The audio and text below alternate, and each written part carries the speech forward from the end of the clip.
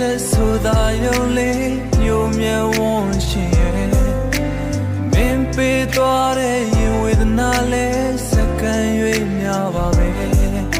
ကလေးငယ်လိုလာမှုများစွာနဲ့တောင်းခံသူကိုချစ်ချမ်းတစ်ဖက်ဖြစ်စေတနာတရားကလောက်များ